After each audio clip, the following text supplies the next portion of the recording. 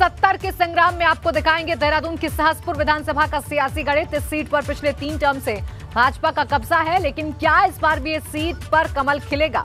आज बात इसी पर।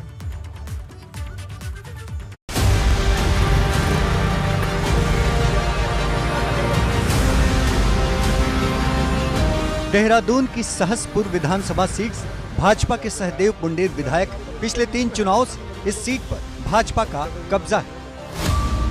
राज्य गठन के बाद से ये सीट अनुसूचित जाति के लिए आरक्षित थी। 2002 के विधानसभा चुनाव में कांग्रेस के साधुराम की जीत हुई थी, मगर 2007 में साधुराम को भाजपा के राजकुमार ने पटखनी दी थी।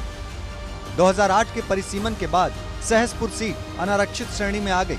2012 में भाजपा उम्मीदवार सहदेव सिंह पुंडेर और कांग्रेस उम्मीदवार आर्यन शर्मा के बीच कांटे की टक्कर हुई, मगर कांग्रेस की लहर के बीच सहदेव सिंह पुंडेर विजयी हुए, जबकि 2017 के चुनाव में त्रिकोणीय मुकाबला रहा, मगर सहदेव फिर से विधायक चुने गए। सहदेव सिंह पुंडेर का यकीन है कि जनता इस बार भी उनके ही साथ है। मेहुवारा क्लस्टर के नाम से अपनी अपनी विधानसभा में 97 करोड़ रुपए की योजना से तो हम पेयजल की योजना लेके आए हैं, जिसमें आजकल काम बहुत तेजी से चल रहा है। पाइपलाइन वगैरह डलने का काम, उसमें नलकूप वगैरह सब चीज़ें। देश के 5वें नंबर की साइंस सिटी झाझरा में बनने जा रही है, जिसके लिए 164 करोड़ रुपए की सैद्धांतिक स्वीकृति भी मिल गई है, और मैं समझता हूं कि इस क्षेत्र के लिए एक मील का पत्थर साबित होंगे।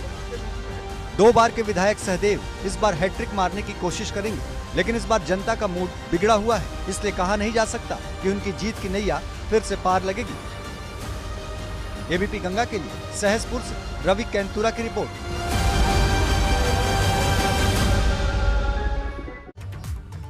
और अब आपको दिखाते हैं 2017 में जब चुनाव हुआ तो नतीजा क्या रहा था। 2017 के चुनाव में भाजपा के सहदेव सिंह पुंडेर चुनाव जीत गए थे। उन्होंने कांग्रेस के किशोर उपाध्याय को चुनाव हरा दिया था।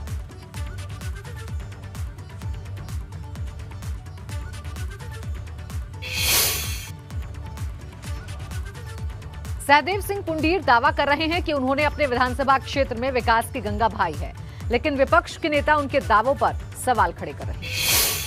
अगर आप सहसपुर विधानसभा में देखेंगे तो लगभग जो है हमने राज्य सेक्टर से और रिन्यूअल में चारों तरफ सड़कों का जाल बिछा है। कुछ सड़कें रह गई हैं, उनको भी हम लोग पूर्ण कर रहे हैं। वहाँ बेरोजगारों के लिए कोई रोजगार मिला है, और वहाँ जो सड़कों का क्या बुरा हाल है, वहाँ कोई सड़कों का निर्माण नहीं हुआ है।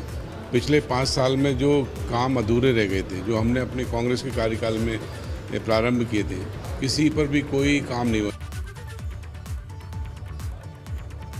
और अब आपको दिखाते हैं कि सहसपुर की जनता के बड़े मुद्दे क्या हैं। विधानसभा क्षेत्र में फैली हुई गंदगी और कूड़ा एक बड़ा मुद्दा है। इसके साथ ही साथ कई क्षेत्रों में पानी की सप्लाई का सुचारू ना होना, नालों में जल भराव और गंदगी की समस्या है। कई क्षेत्रों में संपर्क मार्गों की खस्ताहाल स्थिति है, और मानसून में नालों से जल भराव होना भी एक समस्या है। अब आपको दिखा देते हैं कि सहसपुर की जनता विधायक के काम से कितना खुश है। 4 साल होने के बाद ना तो कोई यहाँ पे आज तक पानी की कोई सुविधा मुहैया कराई सरकार ने, ना विधायक जी ने इस और अपना ध्यान आकर्षित किया। वो किसके यहाँ किसका काम कर रहे होंगे, किसके यहाँ जा रहे होंगे, किससे मिल रहे होंगे, किससे, हमें कोई मतलब नहीं। जब हमारा ही काम नहीं हुआ तो हम तो कहें किसी का काम कराइए।